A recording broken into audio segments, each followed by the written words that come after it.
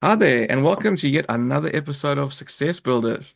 So today we have with us author Abe Evans. Welcome to the show. How are you doing today? Hi, I'm really well, thank you. Thank you for having me. Awesome, pleasure. So where are you calling in from? I'm calling in from Norfolk in England currently. Awesome. I've been in England a long time ago when I was younger. I went to Coventry. We One of my father's suppliers was there, and we went there and to see his home and his business and everything like that. So I definitely remember being there. And then we stayed in London. I stayed in Huntington House. That was the Wow. place that we stayed in. Yeah, it was like a penthouse thing. Yeah, it was ages ago. I must have been like what, maybe 16 years old. So I haven't been to the UK since. Yeah. But it's great How having long you have you on. been where you were? Oh, in New Zealand, I've been here since the end of 2016. I was formerly Mm. from South Africa, from Durban. Yeah, but New Zealand's great, a bit rainy and it's a bit gloomy at times, but when you do have the good weather, it's a beautiful country and safe as well, which is a big plus.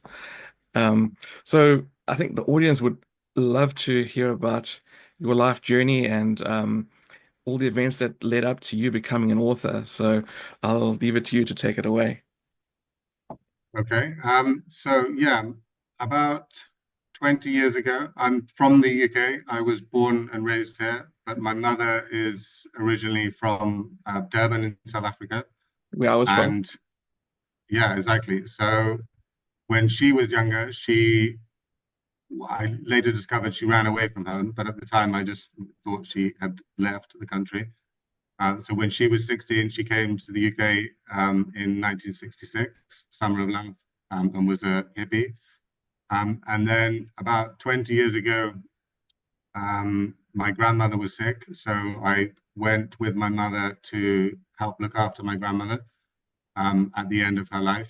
And that was a very challenging but formative experience for me. And the people who helped, the medical staff who helped us, suggested that I had an aptitude to in the medical industry, in the medical field. So my sister had already moved to Cape Town prior to that with her husband, who is a doctor. And so I flew over to Cape Town, and I had to go back to matric. So I went to do the matriculation and got the grades, and eventually got into UCT medical school. And it was an amazing experience. I discovered I was very good at studying and was getting essentially probably 85 and above averages. I was in Oh, the that's top, that's good. I think I was in the top 3 or 4 students in the whole of my year group. Yeah. They kind of do it by percentiles. I was definitely in the top 5 percentile. And it was, I was living the dream. I'd moved to a hot, exotic new country from a small place in England. I was meeting amazing people, and life was flying. And one evening, a friend of mine who was not a medical student, but he was at UCT, I think he was doing media, he called me up in the kind of late evening, around the time I was actually going to bed. I was in bed and I got a call going, please, I've just finished making one of my like mini movie things. Please, can you come and watch it? And it's weird. I really remember thinking, I don't want to do this. I should go to sleep. But for some reason, I got out of bed and my friend came and picked me up. I didn't have a car at the time, so I was, actually, funnily, I came from England, and this is unusual for someone of white color in South Africa. I used to go on the minibus things, the like Yes, yes, um, yes, yes, yes. Yeah, it's like a Toyota taxi. They used to vehicles. call it a Yeah, taxi. the taxis. Yeah, so where the guys shout out and they holler the different destinations. So I used to go on those, You're which crammed was in there highly like unusual. sardines and stuff. Absolutely crammed in like sardines in between people eating fried chicken and random things. And I think people probably were like, "Who's this strange English dude?"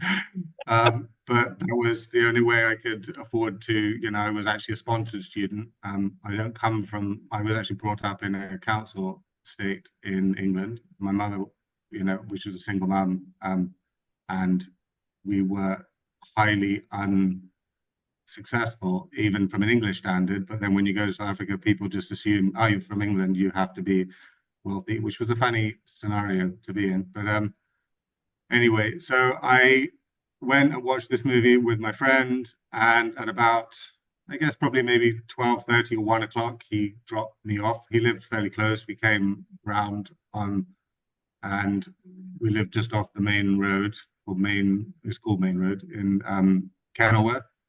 And we pulled up into the little cul-de-sac where my sister's house was, who I lived with. And we were just finishing off a conversation, and the next thing, three guys turned up with guns and hoods on, and well, there was like a rap on the door, on the window. If I'm honest, I actually didn't think anything of it when it was happening because it was a hot spot for prostitutes.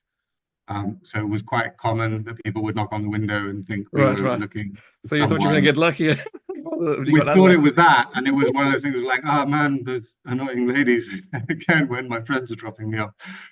And and then he actually wound down the window, the driver. I was in the back seat, the driver wound down the window to say something, and then I just remember seeing a gun come in through the window. And then obviously everything shifts, but it's weird. Like when you see in movies, where time stops and everything Yes, yes. slows Right. Yeah, down, exactly. and it's almost like you're more calm and rational than I'd ever been in my whole life. For that short period of time, I was super logical. My heart wasn't beating fast. I was really calm. And I remember taking the like front door key off my keys because my sister was in the house with her three Yes, kids. Her husband was away. So I that's a was good idea. That's so technically smart. the man. Yeah, so I was like, I can't let them have my keys in case they try and get in the house. I actually weirdly took my bank card because I was from England and I only had an English bank. I took my bank card out because I was like, if they take that, then I won't be able to go to uni, like, and stuff. So anyway, then we got out the car and they made us walk down to the end of the cul-de-sac. And if I'm honest, it's interesting. Over the years, I've realized that those memories have become modified by my brain, by the subsequent trauma I experienced. Yeah, So I actually don't really know what happened. In my mind, I told myself over time a story which I definitely believed, and I have since found out was slightly different, but that we were made to walk down when they were walking behind us with guns. But actually, we were walking and we weren't looking behind, so I don't know what was happening. And then actually, the next thing is we just heard two cars start up and everyone drove off. right. Um, um, So we went back into the house. The police came, obviously, because my friends now didn't have a car to get home to their houses. And at about 6 o'clock in the morning, everything was finished. The police had left and went to bed. And then when I woke up in the morning, I guess at about 11, I just woke up. That kind of thing that you see again where people you sit bolt upright in bed, Yeah, yeah, which yeah.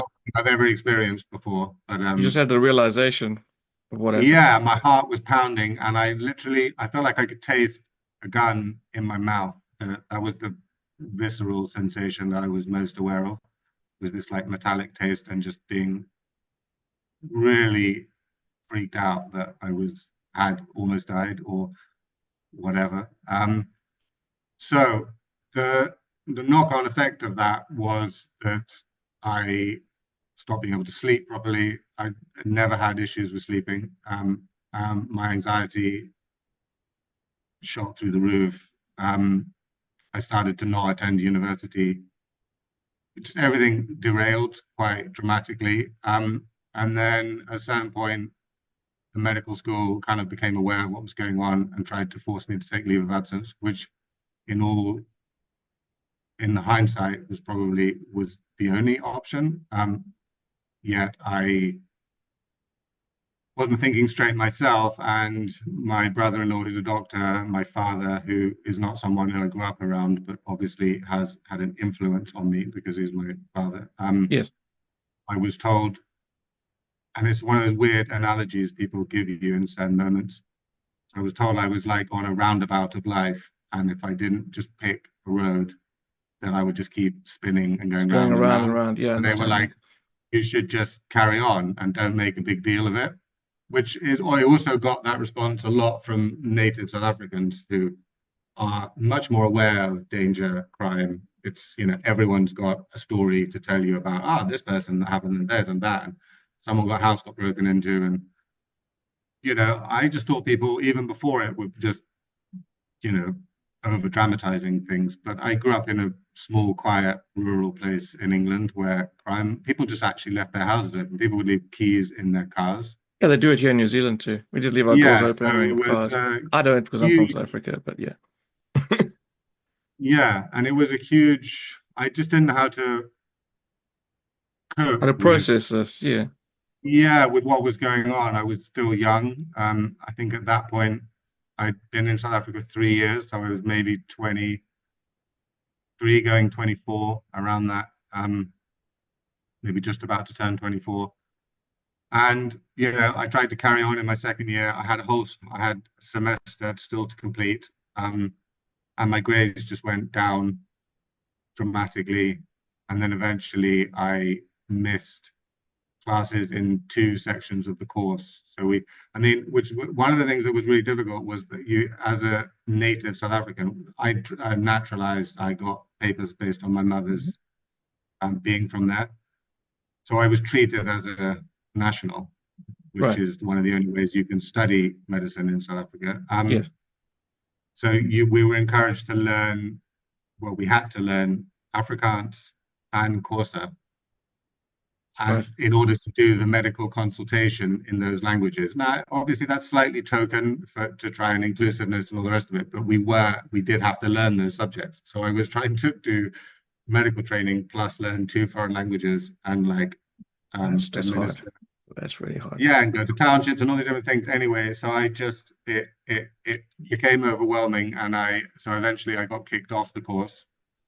And to cut a long story short, when I appealed, I was told I was unfit to be a doctor and even to reapply to any of the courses on the medical faculty. So I It's couldn't go back terrible. and try and be an occupational therapist, a physiotherapist, a nurse, Yeah, teach totally.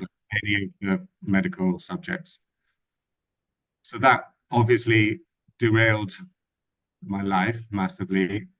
What I probably didn't mention is, as a child, I always had a kind of dream to be a doctor from quite a young age, but maybe wasn't I didn't apply myself enough during English school. I kind of realized maybe I was more interested in doing more fun things than chemistry and physics and the required subjects. The first time I did my A levels, English qualifications. So I came back to the UK quite unwell, and over time found a course in Chinese medicine at the University of Westminster in London, where I based myself. I couldn't handle being back in my hometown. It was too quiet and peaceful after the kind of shock to my system. So Because I in your became mind quite, wanders too much. Yeah. yeah, and I You became need to quite keep addicted to occupied. adrenaline. Yeah, yeah, Absolutely. yeah. Excitement. And, I was pretty off the rails, if I'm honest. So I definitely had some issues with alcohol and drugs and you know, probably numbing myself, you could say. Mm. Don't blame me. So, yeah. Yeah, I mean, I was young and I didn't know where my life was going. So all that dedication I had been applying to medical school was had no avenue. So eventually I found this course, and one of the things that really drew me to it was, well, to start with, the Chinese and Asian Oriental philosophies are very different. The way they look at the world, they have a very different frame of reference. But also there was a section of the course that was like went through all 3 years of the course, was called Yangshen, which is a Chinese term that translates to a few different things, but one of the main ways it's understood is the pursuit of nourishing your own life through understanding Chinese philosophy, through the arts and the cultural pursuits like poetry, calligraphy, and then also through the meditation and exercise practices that nowadays people refer to as Tai Chi or Qigong, but they're in their oldest form are called Daoyin, which means to lead and guide your own energy, your internal life force. Diet, living in harmony with the seasons, nature. So when people used to practice, and still now in you're supposed to practice your internal and external meditative practices with a specific tree. So there'll be families in China that multiple generations will do their Tai Chi or Qigong under the same tree. And you'll Oh, see in the okay. park where people will come and they'll queue up because all different people will have a relationship with a set tree. And then like someone will have the like 5 till 6 o'clock and then they'll leave and another person will come. And it's this, the That's actually trees beautiful. are, yeah, so trees are recognized as the same, they represent the same place as humans in the ecosystem, but from the plant world. And it's based Mm. on the level of three, which in Chinese is Tian Di Ren, which is heaven, earth, and man. Man is Hmm. the place in between the two Heaven and earth, yeah. polarities and sort of brings harmony. And so trees represent the same. So the roots in the ground and the branches up in heaven, Mm. and the trunk between. And that's so there's a kind of stance in Chinese with your hands up and your legs apart Yes, that yes. you're representing a tree. Representing a tree, yeah. Yeah, so That's beautiful. yeah, so through doing that course, I shifted my understanding of how to view my own problems and health in general, and had a reframe of reference on how to look at what happened to me and my trauma. And so I had some flare-ups at different moments, particularly under duress when I lost my mother in my second year of my Chinese medicine course. She dropped dead on the kitchen floor with Wow. um, No no reason. pre-warning. Yeah. Well, no, there obviously was a reason, but none of us were aware of it. So she, we just, yeah, got a call one morning. I was out for breakfast, and it's one of those things you can't, even probably more than being hijacked. It was something that just seemed so out the blue. It So really surreal. shocked me. Yeah, yeah. Totally understand. Yeah. Man, I'm So sorry to I hear. took some time out, and then yeah, thank you. These are the things in a way you just life throws at you, and you have to face them. There's no choice, which is an intriguing Yeah. thing. It just leaves a void, and you have to learn how to process it as you move forward. That's So probably the hardest thing is having things happen to you and you not having a choice. I think that's one of the hardest things because you're like, absolutely, it's like almost like being a prisoner and just watching your jailers, dictate what happens to you, you know? And so the hijacking it made you a form of a prisoner from that. And the fact that your mum died and you were helpless to do anything about it, you know, that's, also traumatic.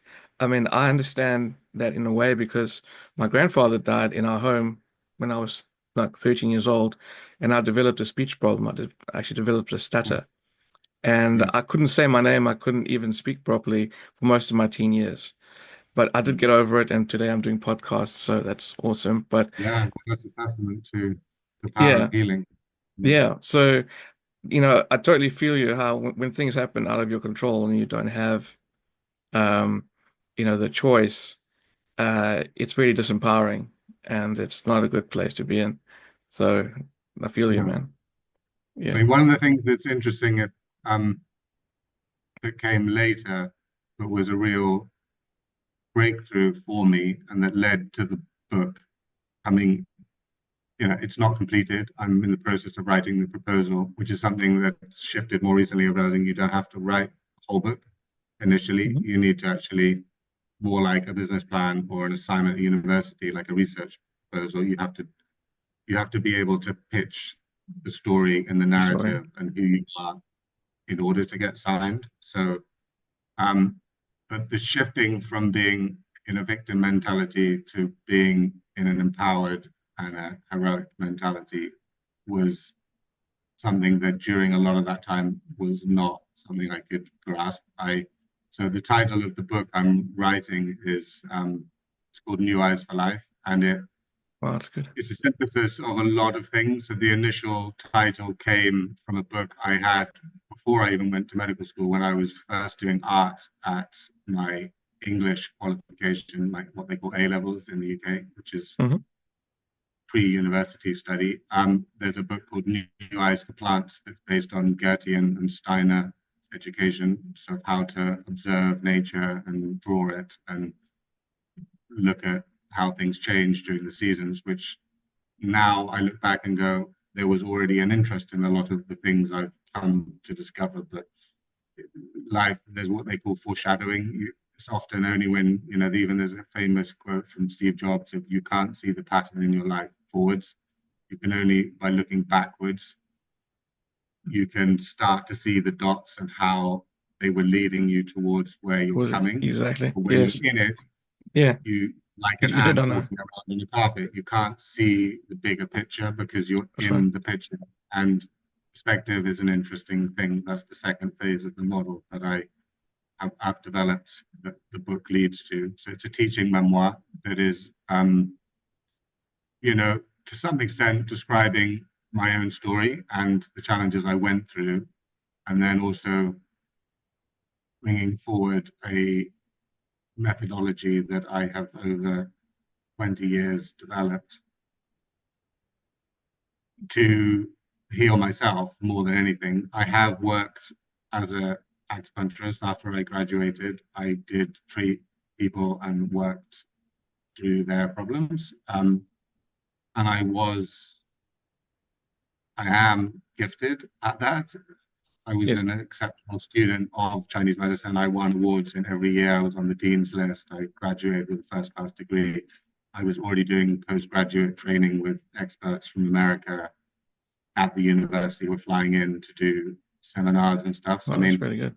it's clearly seemed to be on track to have an incredible career as an acupuncturist. But just prior to COVID striking in the UK, well, in the world, I actually, my dad came around once. He'd been traveling in Malaysia giving talks.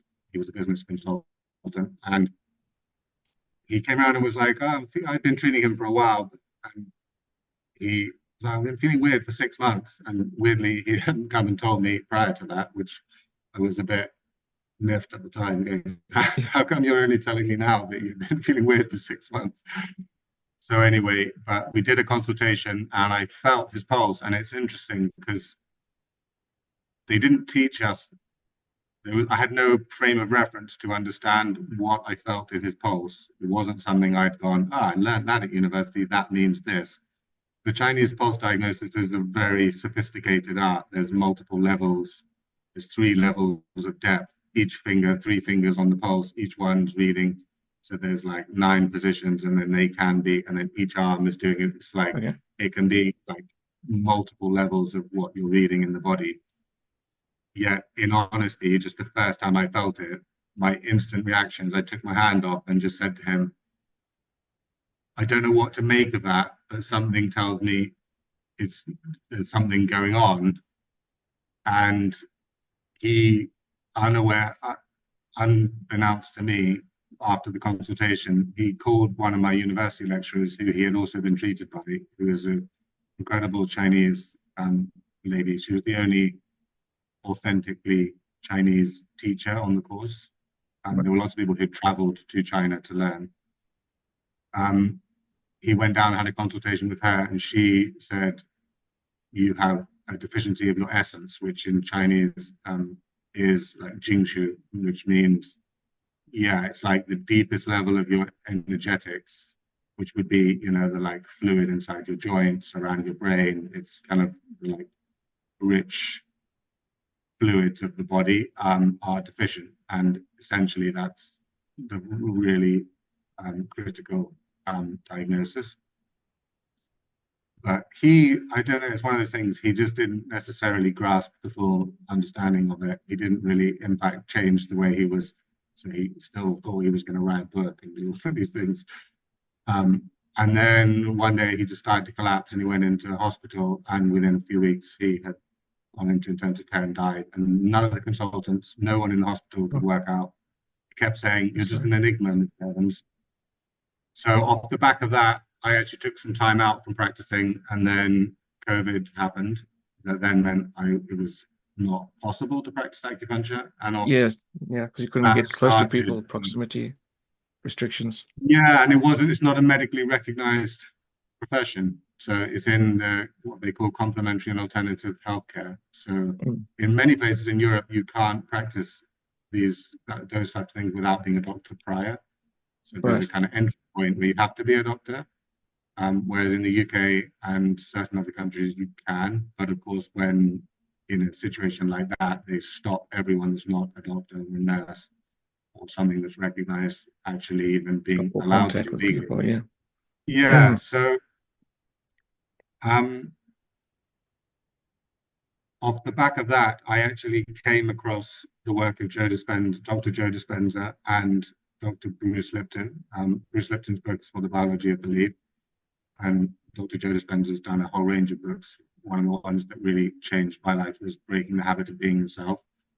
How we get caught in rhythms of thought processes and patterns, and then our body becomes addicted to the chemical emotions that we are triggering within ourselves by telling ourselves a story. We're trapped inside a story. So the analogy you gave of being a prisoner, I had lived with invisible shackles for, at that point, I guess, 14 years, just repeatedly going round and round and round the same thing of you were going to be a medical student, you were going to be a doctor, you had all these plans for life, and just a victim to my own narrative. And the strangest things, so within New Eyes for Life, there's a juxtaposition to Old Eyes for Life. Old Eyes is the story that I was trapped in, and New Eyes is Is the your shift current and what is will shift, yeah. come The after paradigm that. shift. Yeah, but one of the things that was really intriguing to me to just show how we can all be in these positions is I had been told about both of those people's work at the time of the hijacking. Oh, really? And That's I interesting. just didn't know. I couldn't. It's so weird to think back and go, it just didn't, I had no frame of reference. They just went over my head. And it's the kind of cliche that is said of when the student's ready, the teacher will appear. It's kind of, I think it's from martial arts or Yes, some Japanese culture or something. I've heard that before somewhere. Yeah. From one So, of the many martial arts movies I watched as a kid. yeah. So, you know, sometimes we're not in a position to grasp something. We're not ready to learn. And I, so when I came across this stuff, it was COVID. There's a whole other side story that's about my own relationship with my partner, who was my childhood sweetheart, who I got back together with when I came back from South Africa. We had children. She had left me after my dad died. She, and said one of these things, these stock phrases that for years I was like, I can't get my head around it. But she's like, I didn't sign up for this, which I guess is one of those things about I was clearly still battling with my own trauma in different Yes, moments under duress. And then I just lost my dad. It was stressful. It was affecting my professional career. So I was like at a crossroads. And so she actually left me at that point, but we conceived our third child in amongst that. And so when COVID happened, um, I had gone to stay in her apartment. And then the night before the first lockdown, when everyone in England received a message from the government saying, yeah. you can't leave your house, which is a weird thing for everyone to get those I sort of know it messages. was weird, eh? Yeah, it was super weird. But Surreal. so the night before that, I had caught our third child being born at 2 o'clock in the morning in our tiny apartment. We lived in a high-rise apartment where she'd been housed by the government because she was now officially a single mum because she wasn't with me. And there's a welfare state in the UK, which is how I was brought up. I'm a mum on what they call the dole back in those days, but now it's changed its name. But it's essentially you get help from the government. So yeah, she'd gone into labor and Huey came so fast that we hadn't even managed to call the nurses, the doctors, Yeah, yeah. to go into hospital, which was the plan. So you deliver the So baby yourself? I delivered my son, yeah, in the bathroom. She tried to run a bar, but he came even faster than the bar. He was in a hurry to appear. So I Wow. caught him. I have the medical training. I was half asleep, so I was not really a chance to get too in a panic about it. And he's perfectly healthy. He was safe. And That's so so we good. called, yeah, we called the doctors. And my next youngest daughter, she came out. Why has mommy had a bath, baby in the bath? Which, you know, was funny. So she then went to the hospital to get checked up while I stayed with the other two children. We went and picked her up. And then that evening, we got the message saying, no one leave the apartment. So for the next 2 years, we did stay in the same apartment. We weren't technically together. And it was, an interesting scenario, kind of being co parents and flatmates. Um, that's since finished that relationship. I still see my children, and they are the best things that have happened to me. But it was in that time in that apartment when I started to find the work of those authors and start to really realize, it's the thoughts and the story I'm telling myself is what is it's the final straw in this process. So I, in many ways, had healed and was done so many different types of modalities and therapies to get the effects of trauma out of my body and out of my mind, but I hadn't let go of this story. And it's, we form our identity around our stories. And the problem with that, I think that happened to us, yes. identity, is that if you don't let go of your previous identity, you can't grow into the new thing that's trying to emerge. So I didn't know at the time I was emerging to be an author and public speaker and all of these things. I just was still Yes. someone who was like a victim of why wasn't I a doctor and why now am I not an acupuncturist and why does my partner not want to be with me and all of these things. So I went back to South Africa twice and faced up to the place, the location where it happened, slept back in the room where I was at that time. It Not still brave. had like Yeah. odd stuff in it, Mm. which was weird. And like looked through all my old notebooks. And that's when I started to see I was already writing stuff that would become the beginning of my book. Your book, I yeah. began to write there. Um, I didn't know what I was doing. I didn't know how to do it. I was still had a lot to learn, but it became a deep dive into um, the work of Tony Robbins and Bob Proctor and you know Lisa Nichols and lots of these people in the UK. Motivational speaking and sort of transformational life coaching is not as much of a thing. It's not that people don't really talk about that. We quite Yeah, like to be quite they might be more grumpy, conservative there, I guess. They're more more traditional. conservative, more grumpy, more what they call stiff upper lip. My dad came Yes. from a aristocratic public school educated background, and although he left us when I was a child, he'd always said things like, if people ask you how you are, there's only one answer, which is very well, thank you. Yes. You're not allowed to say I've not had a bad okay, day or not okay. had a Yeah. bad day. No, you have to Yeah. be polite. You have to do things in certain ways, and he was a distant father who was quite stern. So I came to realize a lot of even probably the pursuit of medical career was people pleasing. It was to be a high achiever, often you're being driven by a deeply maladjusted aspects of your childhood. It's what they call the adapted child. Yeah. So I've read probably well over 1,000 books on psychology, on mindset, on different forms of health, on body work, on somatic therapy, on, as Tony Robbins refers to from his own life story, uh, he became a practical psychologist. He had to learn psychology in order to cope with the scenarios he was facing growing Right. up and then moving forward. And the same. So, I mean, I'm not qualified in some of those subjects, but I'm deeply well read and I developed an aptitude to study both through my medical training and then through my Chinese medical training that means my brain can be quite like a sponge.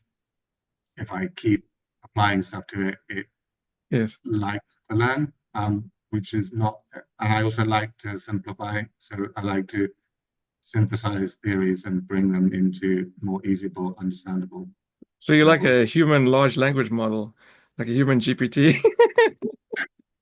GPT is pretty impressive. but I mean, Jim Quick is someone who I discovered through Mind Valley, and I can definitely relate to his story. I actually, when I was at university, I was diagnosed with dyslexia, dyspraxia, ADHD, kind of like every label you could add. I then have post-traumatic stress, anxiety, chronic depression. I've got a lot of labels, but if I take all of those labels and put them to one side, I'm just unusual. And many people are unusual. That now the kind of neuro spectrum is Neurodiverse. increasingly widening because what is normal? Like who, and so many of us, Everyone's I'm sure different. many I of your mean, listeners will be going through things in their own lives and thinking they don't fit into the box, especially if you're trying to be successful or dream big. It's very common for what they call the they people. It can be our family, it can be people in the workplace telling you that you shouldn't be dreaming and shouldn't be trying to do something different, that you should be conforming, you should be one of the 95% who just follow the rules. the nine to And five, the grind, the usual, yeah, the the two boys, unsuccessful. four children, have a white picket fence, that do all the things you've been told all the way through your life to do, and some of us break the norms and it can feel really isolating and feel strange, to do that. One of the things I'm grateful for in my life is the voice, what Russell Brunson calls the calling, that comes often from Joseph Campbell's work on the hero journey and the hero with a thousand faces, where he looked at all the different myths and religions and stories as humans we've been telling ourselves forever that are there to empower people, and we can have a voice inside ourselves that keeps saying there's this thing that you should be trying to do, and it's easy to not listen to that because often people around you are telling you you're crazy or you shouldn't be doing that, or It's not why going to would you work. It'll give never up your work or career, or whatever. Yeah, yeah, why yeah. would you stop pursuing normality to go and do this thing you have no idea what to do? And that's scary. And I can relate to what other people are going through because I went through that, and it is scary. But on the other side of fear is excitement, and on the other side of Yes. fear is all of your dreams. I did skateboarding and some other extreme pursuits in my teenage years, and children recognize that more than adults do. That excitement is actually fear reprocessed. That babies are only born with two natural fears: loud noises and falling. Everything else is learned Oh, by yeah. the people around you who Right, right, right, right. teach you to be afraid because touching fire is dangerous. Falling Yes. in water is dangerous. But if you put an infant in the water, they just swim, Right, right. which is profound when you think of it. And I think indigenous cultures and people who are more in touch with their wild nature maybe don't suffer some of those modern afflictions. Blocks, So afflictions, yeah.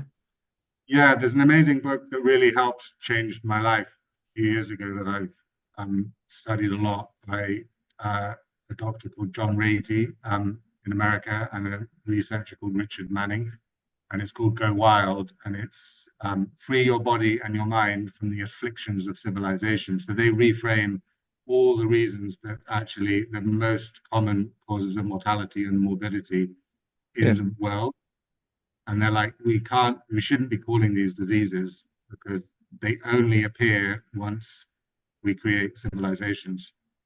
If you look at indigenous cultures, they have none of those things. No heart disease, no cancer, no obesity, Because most of that's no, created by oxidative stress, by the environment we're in, um, and the absolutely. toxins as well. Microplastics now we have. I didn't even know about microplastics until like the start of the year, and now all of a sudden the bottled water we thought was so healthy now it's full of microplastics now. Absolutely. And that's PFAS in and fish. yeah, forever chemicals, all that sort of stuff.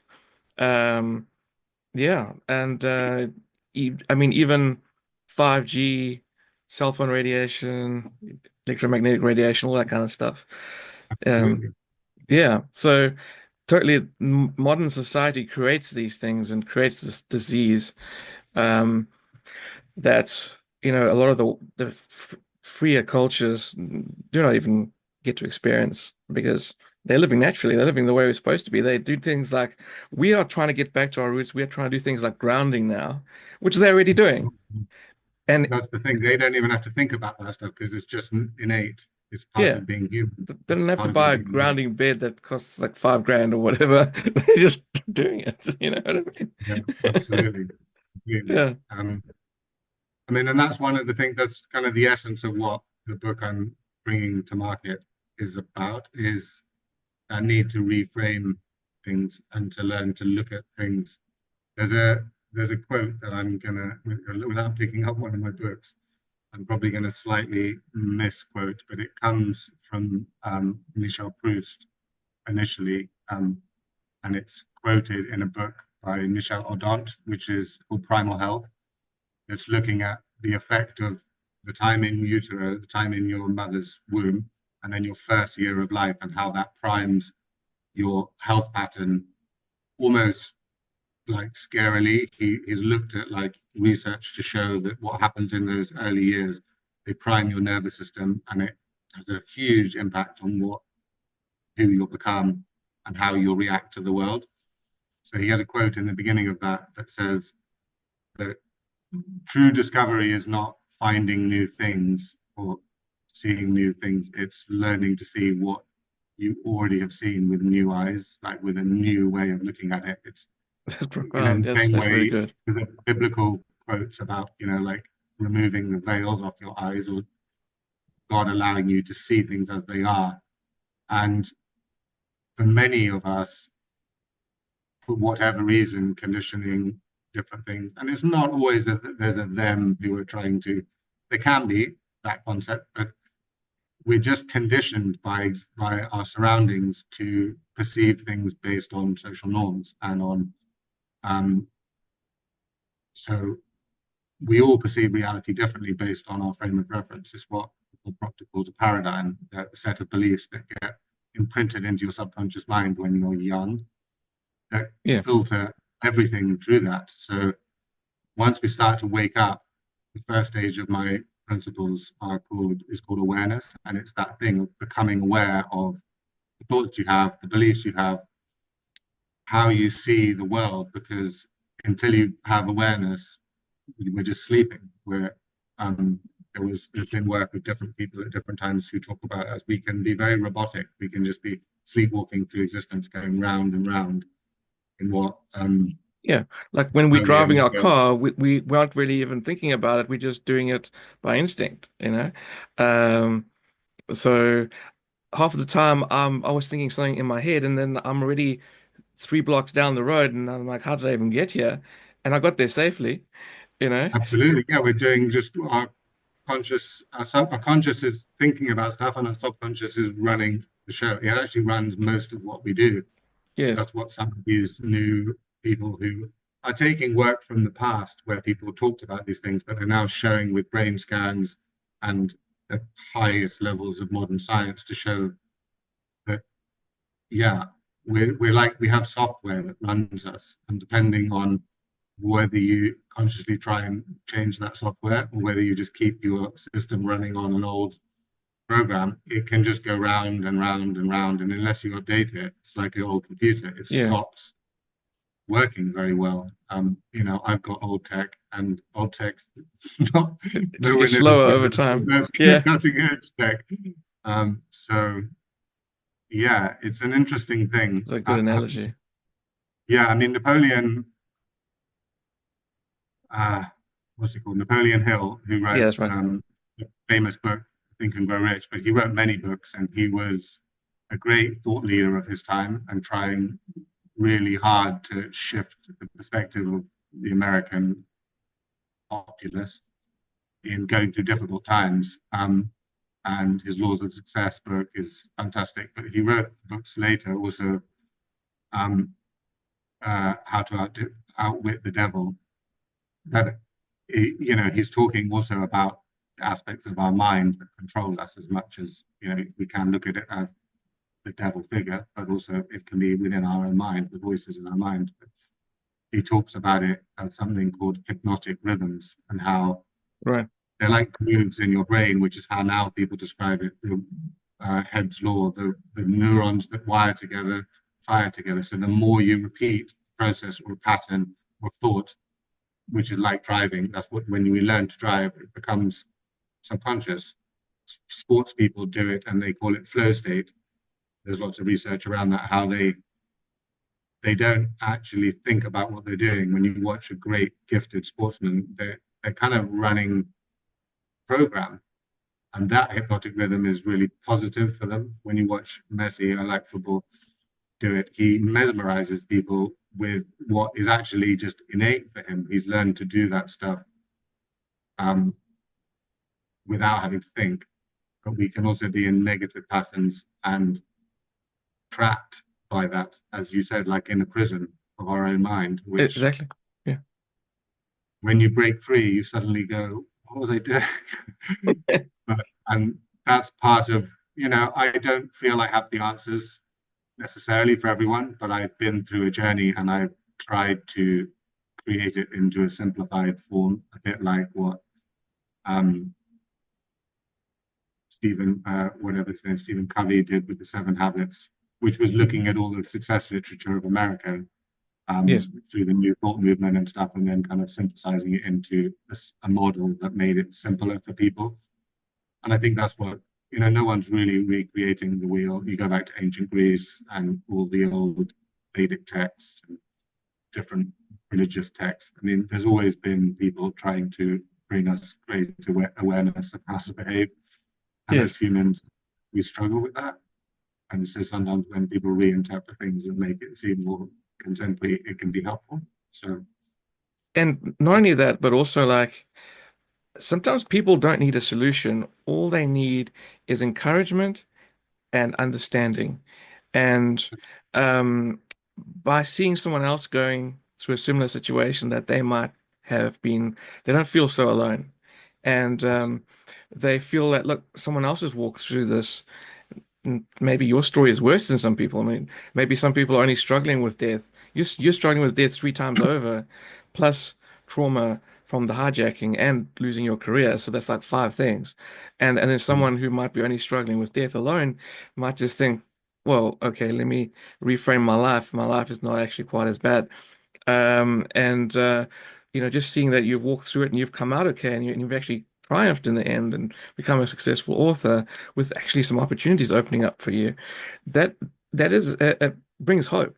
It just brings hope. absolutely. That's the most important thing is hope. Absolutely. I mean, and it's interesting you say that because that's still the same process I had to go through. So I read, and even when I was pitching my book in a Hay House boot camp a couple of weeks ago to the CEO of Hay House, Liam Kelly, which was an extraordinary experience to be Lee Tracy, I think that's his name is. That was a mind blowing experience to put my hand up on Zoom and get selected. One, which was Yeah. just like, oh my God, they just picked me.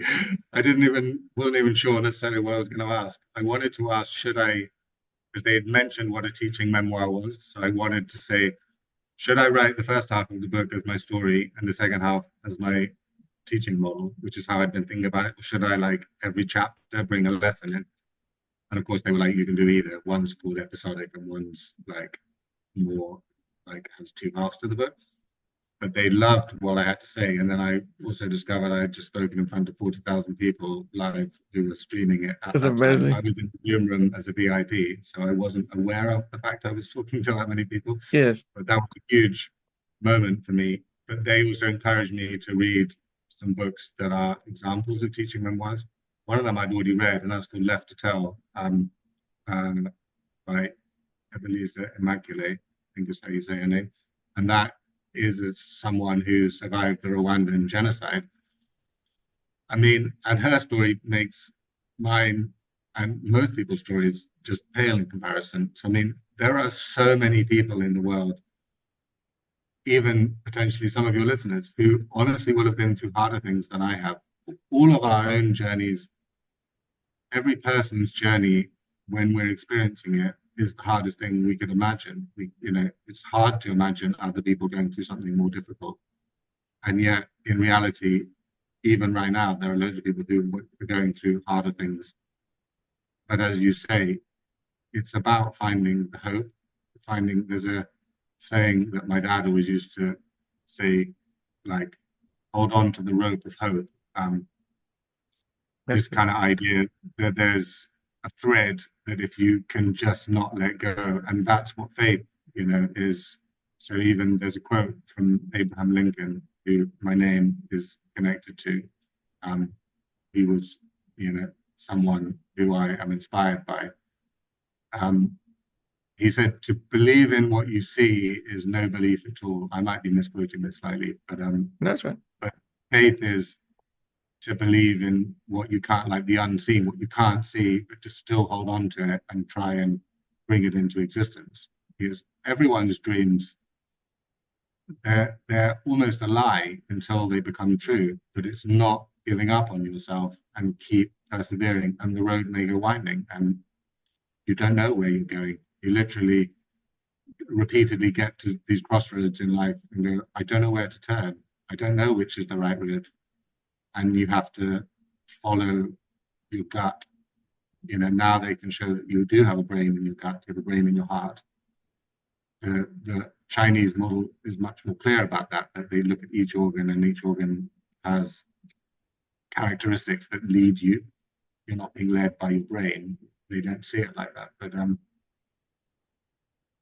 it's the empowerment of feeling like there are other people going through things similar or harder than you is comforting. It does bring us. And something I have found really beneficial is learning to trust oneself and not always listen to all the advice, all the other people's opinions, because sometimes they're just telling you their own fears and their own lack That's right. of Their own limiting understanding. beliefs and things like that. Yeah. Yeah, so then you question that inner knowing, and I did that for years, and I think many of us do, and that's disempowering on its own. But having your own aha moments, what Russell Brunson, who's someone I'm studying now to learn how to do online marketing and how to develop my coaching and my offer and all these things, because I don't know, I didn't set out to do this. I'm what he calls a reluctant something, a reluctant identity, a reluctant hero, a reluctant leader. Like I didn't set out to be like, oh, I'm going to talk on stages and write a book and tell everyone. Not at all. I just wanted to live a normal life. And many people do, but sometimes we are being called to something else, and you have to trust the knowing you have and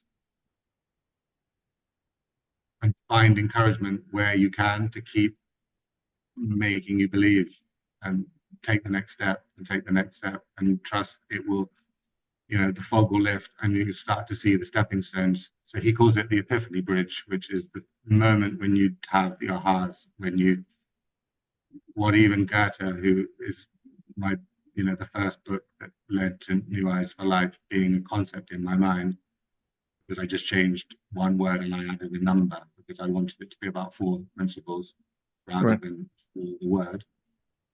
Um, he called it the instant worth 1,000. So it's when the mind like sees a vision, it sees, and Hmm. we all have these moments. We all, any child and any person who dreams at night, we can create what they call mind movies, like visualization.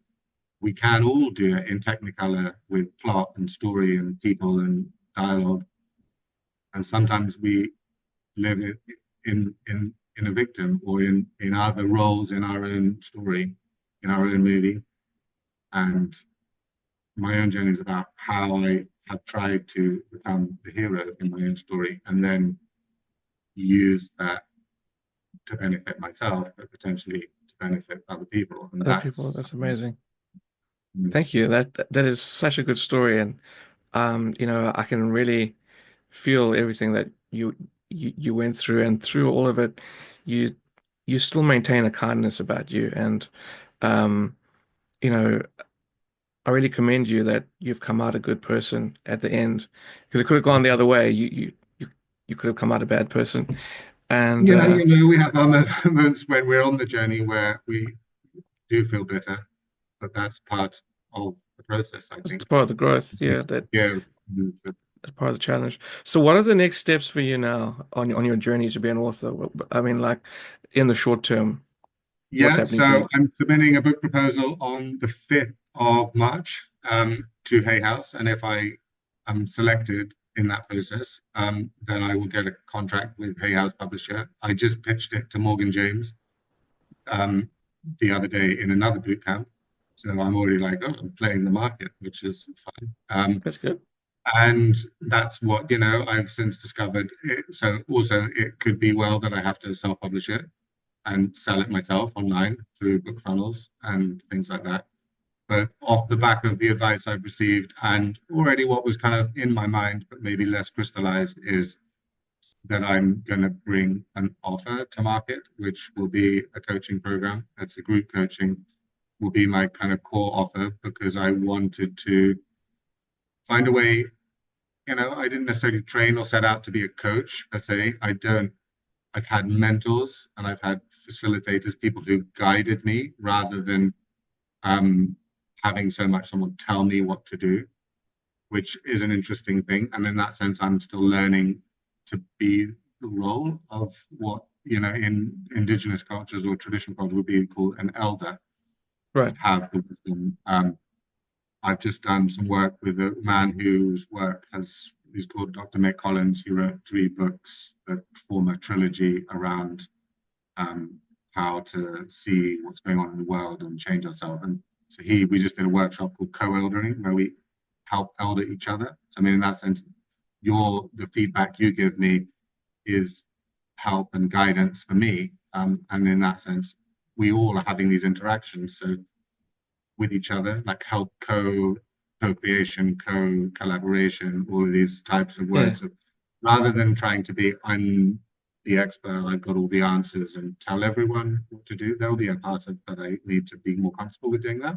But so I'm working out how to set up a funnel and set up a website and put my offer into market and what price point and all these things. I've set a business up. So New Eyes for Life is a registered company in England that was only born on the 10th of October. Oh, congrats.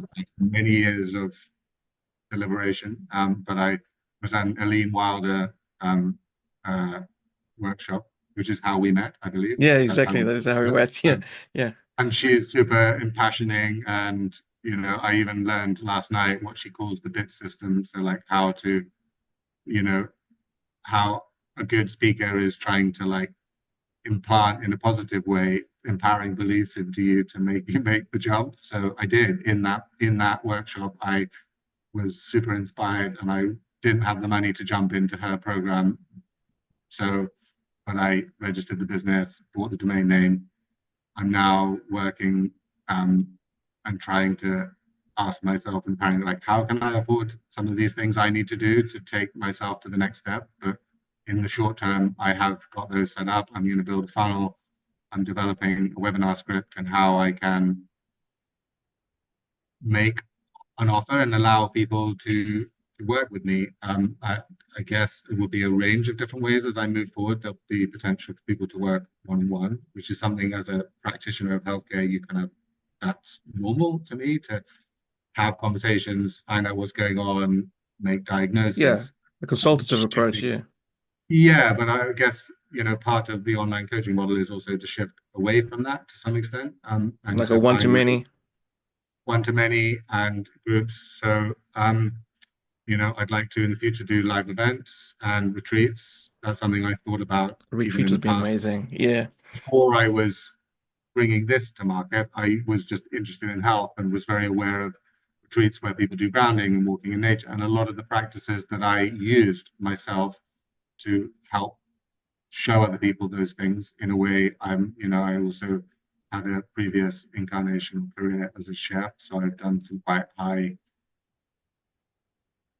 I can cater well. So I kind of had yes, ideas of having a venue and having good food and all these things. So it's all very new, and I'm trying to like scrabble and work it all out. But that's the plan: is to put offers into the market and see and build an audience. I'm setting up a YouTube channel, doing podcasts. This is my first ever online yeah. podcast So you can add this one interview. to your to your channel Yeah, so as your now I'll first be one. able to send people this. I've done these other interviews that were spontaneous or pitching a book, but this is the first time I've actually had an in-depth interview. So this is a great honor. Thank you for It's an inviting honor me. for me as well. We Likewise, met total honor. through, through both looking to find other teachers and mentors to help us in our career, and that's one of the things I'm inspired by is that there are other people like Really, finding annoyance. Because if I'm honest, some of the people that know old eyes me, they're like the me that they grew up around. They're not that interested. It's not that they don't. It's just they're on I'm different maybe not journeys. looking for the right crowd. And that's one of the things that the online world opens up is that I have had people reach out who've heard me speak so far, like you did. There's been others that they just contact me and go, "Wow, I'd really like to talk about that." So Yeah, your it's a story whole new world. was And really deep. Yeah, and yeah, I so think many people align with you and with your energy and your intellect as well. I think that's something that um, being other in blue collar work wouldn't really get you those kind of relationships. You're seeking a higher form of intellectual relationships, I think, and that's what I've been seeking yeah, and myself. being in a higher vibration and a higher positivity, which is something, that's been a challenge for me to break out of low frequency vibration and being like in a what they call pity pot and to move into an empowered. And so, I mean, in that sense, I want to work more with people who are looking at self-development. I'm not looking to target people in acute trauma because that's a different, so you're looking for a rescuer, and I've been need of rescuing. I've also then tried to be a healthcare professional where you place yourself in a role of trying to rescue people. And my own journey has been about stepping out of that and learning to find a new way, a different way for people to interact. And I think there are many people who are looking to empower themselves. They're I looking think to so. find the right steps in the journey and they want just some signposts. There's a lovely quote that I just heard. In fact, maybe it was Lily Wilde, maybe it was someone else. Someone gave it in a talk I just heard, and it's from Jim Rohn, who, if your audience don't know who he is, he's really worth checking out. He's Tony Robbins' original mentor. He's the person he learned his initial kind of theoretical framework from, and we all know that Tony Robbins is like the godfather Yes. of that industry. But he learned from other people, as we all do.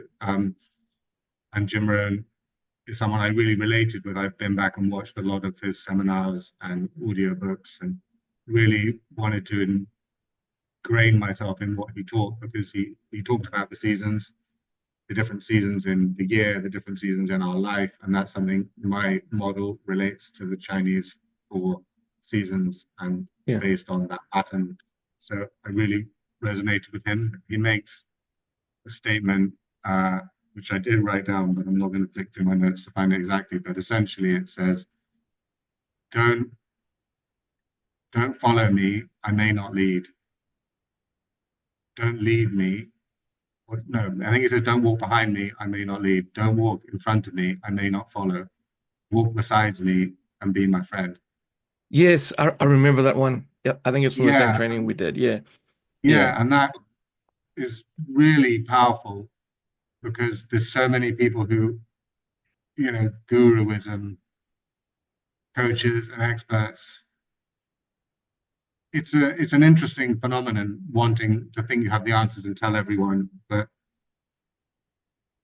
we some of us do have a message, and I think spreading your message and not sitting on it is important, but also being humble enough to realize that everyone comes with their own innate understanding, and the more we collaborate with each other and the more we just try and help each other, the better for the world. That's, I think, the core Yes. message of faith, and the best teachings in the world were about. I don't think any of the prophets or thought leaders of the past were ever trying to get everyone to kind of like become their disciples so much as more they were just trying to help people see that they Yeah. could empower But themselves. they're trying to change the world in their own way. They saw what needed to shift.